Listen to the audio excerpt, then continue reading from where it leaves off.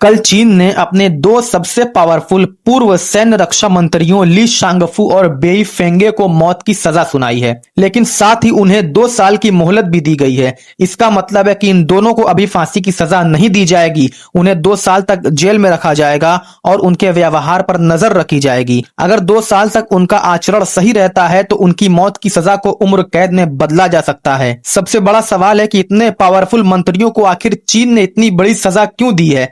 दरअसल इन दोनों के ऊपर भ्रष्टाचार और रिश्वतखोरी के आरोप लगे थे। वेई फेंगे जो कि 2018 से 2023 तक चीन के रक्षा मंत्री थे, और इससे भी जरूरी बात यह है कि यह चीन के रॉकेट फोर्स जो कि न्यूक्लियर मिसाइल को मैनेज करती है उसके पहले कमांडर थे। उन्हें शी जिनपिंग का बहुत भरोसेमंद माना जाता था। दूसरे ली शांगफू जो कि 2023 में ये रक्षा मंत्री बने थे। ऐसी खबरें आई थी कि चीन के रॉकेट फोर्स में बहुत बड़े लेवल पर करप्शन हुआ है।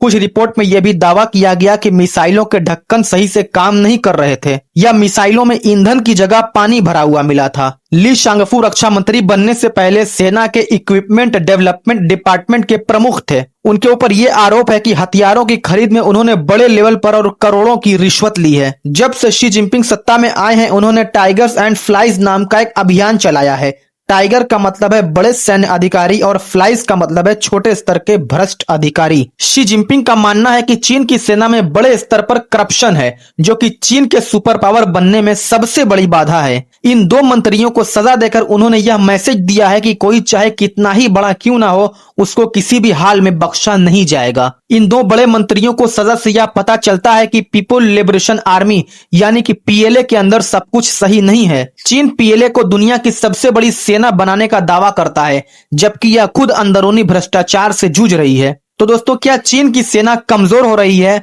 आप इसके बारे में क्या सोचते हैं? कमेंट बॉक्स में जरूर बताएं। जय हिंद।